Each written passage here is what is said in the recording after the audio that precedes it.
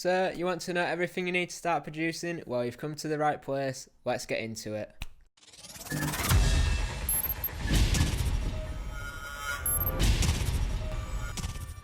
Now, a common misconception when it comes to producing is that if you just get that next piece of gear, your tracks are going to get to the next level.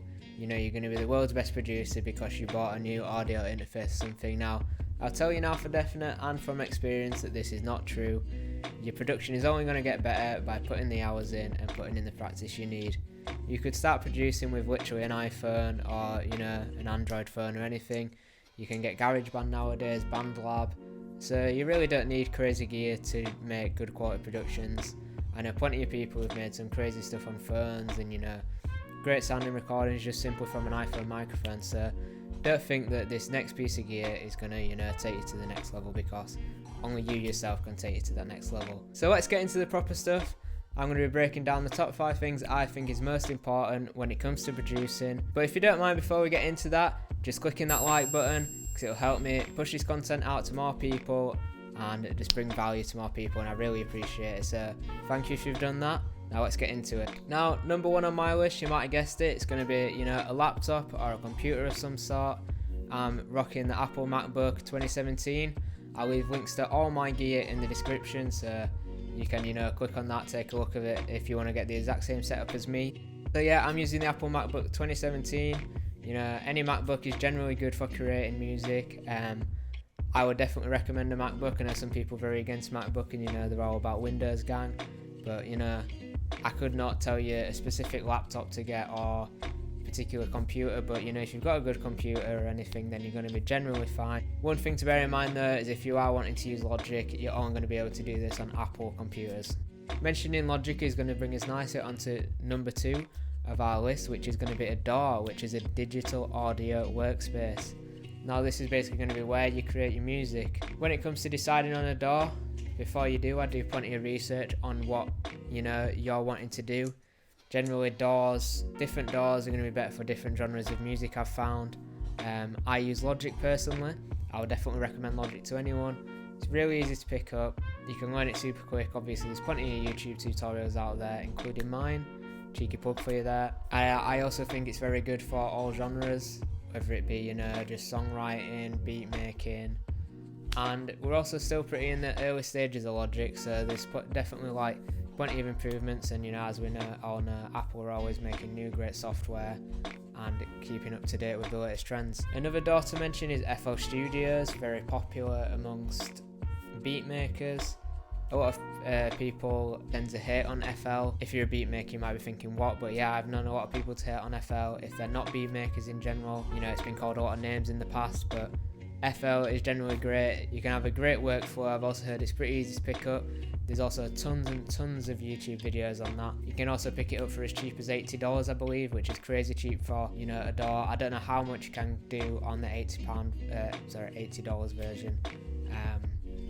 But it's a good place to get started, and you can always upgrade later. So if you're a beat maker or wanting to get into beat making, should I say, I would definitely recommend checking out FL and taking a look at that. Another DAW to mention is Pro Tools. Now Pro Tools is more focused towards mixing engineers. So if you're not maybe wanting to actually make beats and stuff, there is a beat maker called Illmind who's been very successful, and he makes beats on Pro Tools. No idea how he does that, but he does, so it is possible. But I would only go for Pro Tools if you're wanting to get into the audio engineering side of things, as it's supposed to be the best for that kind of thing. But one thing I will mention with Pro Tools is that it's extremely expensive. I can't remember the price on it exactly, but I believe to actually earn it outright you have to spend about $2,000. So unless you've got a lot of money in the bank, maybe just write this one off. And the final DAW I will mention is Ableton Live. I've seen lots of people use Ableton. One of my favourite producers is Kenny Beats, and he's on Ableton. Ableton seems very versatile from what I've seen, great for EDM, great for beat making and all kinds of stuff. I know people that use Ableton swear by it, and it does seem great. The audio manipulation you can do on there seems amazing, and to be honest, if I was to start again, at producing, I think I would go for Ableton, but learning a new DAW, honestly, it takes up so much time. That's why I'm stressing that it is important to, make sure you make the right choices at these early stages. These are not all the DAWs that exist, there's plenty of other DAWs that exist, but these generally tend to be the go-to ones, the most recommended, and ones that have lots of content out there for them to make it easier for you to learn. So I would definitely check all of these out before you make a decision. Like I say, I use Logic and I love it. But now, before we move on to section 3, why not leave a comment of your favourite DAW and why it's your favourite DAW and why you would recommend it, just to help out people watching this video and help the community in general.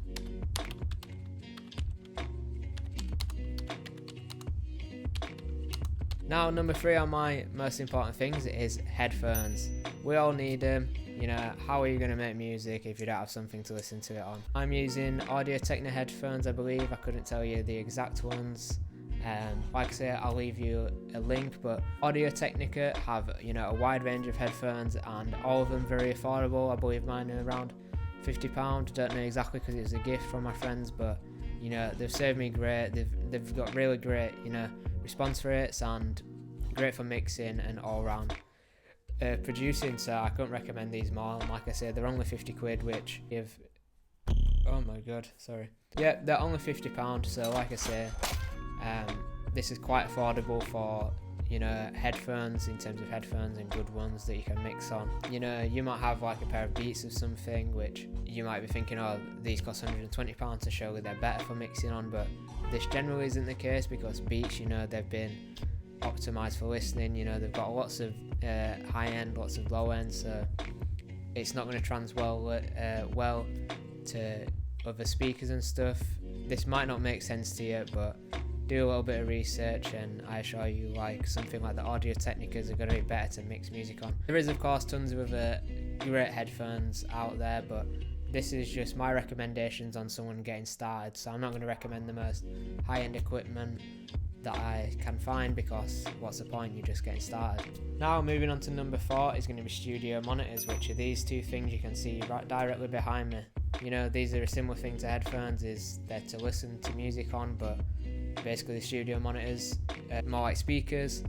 They're going to stop your ears getting tired as quick, and they're just generally nicer to listen on. You can play it nice and loud, you can play it quieter. It's just nicer to generally mix on studio monitors, in my experience. However, if you don't have a nicely treated room, and what I mean by this is like acoustic panels and stuff to stop sound reflections, studio monitors are going to be near on useless to you, because it's not going to be a true reflection of the sound. So sometimes mixing on headphones can be much better if you're like a bedroom producer or something, but this is entirely dependent on your situation.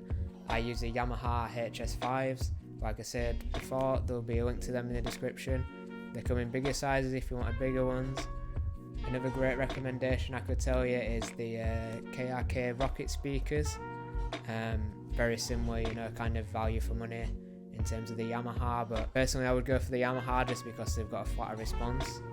The Rockets tend to have a bit more bass boosted because they're aimed at EDM sort of producers, but maybe you are an EDM producer, so maybe they're the ones for you. There's of course other cheaper options. I believe the Yamaha's cost like 130 quid per speaker, but you can pick up a decent pair of monitors for £100, I think. PreSonus is the brand. I think they have some great ones. M Audio too have a line of speakers for around £100, so they're also worth checking out if you're on a bit more of a budget. But the studio monitors aren't even essential to you being a producer. Like I say, the headphones are perfectly fine. Now we're moving on to the final thing on the list, but be sure to stick around till the end, because I'll be dropping some bonus content and a bonus tip for you. Now, the final thing on my list is going to be audio interface. I'm using the Scarlett 2i2, I believe it's called. Very standard entry-level interface, hugely popular. I'm sure pretty much every producer that ever lived started out on this interface. Of course, this is not 100% true, but a hell of a lot of people have used this, and it's great for you to get started out on, and I'm still using it now. So that just shows you it's great. If you're not entirely sure what an audio interface does, basically it's going to allow you to control your monitor level and your headphone level. And trust me when I say you're going to find it extremely hard to mix anything or make anything without one of these, because you're going to find that you're just doing all sorts of crazy stuff, like turning your master output up to try and hear your song, because and you've got it clipping like crazy. So yeah, I would say an interface is truly essential to you producing, because like I say, it's going to be very hard to mix if not. Also, if you wanted to record anyone, an interface is going to be essential for you connecting a mic up to your laptop. Now a little bit of bonus content for you. If you're wondering what a good microphone recommendation is I'm using the Audio-Technica AT2020. It's a great mic to start out on. I believe they cost around £70. Fun fact is that Billie Eilish actually recorded her album on one of these. So like I say, just because you spend loads of money on equipment doesn't mean you can't produce something amazing, because let's be honest, that album did crazy and won Grammys and everything. So yeah, there's no excuses really. Another quick little tip is, if you want to save money, plenty of this stuff is available second hand on sites like eBay. Reverb.com is a great one for musicians. Gumtree. These are all UK things. I'm sure there's American versions, but basically second-hand sites. Facebook Marketplace. People are buying new equipment, selling it all the time, so there's no need to get anything like this for brand new. Chances are that it will have been looked after, because it's expensive stuff. There's plenty of ways you can save money, so no need to rush. And that's going to bring us to the end of the video. I hope you've enjoyed. Like I say, all the equipment I've talked about is going to be in the description, so be sure to check it out. Don't forget to leave a like on the video, subscribe for more, drop a comment, and I'll see you next time.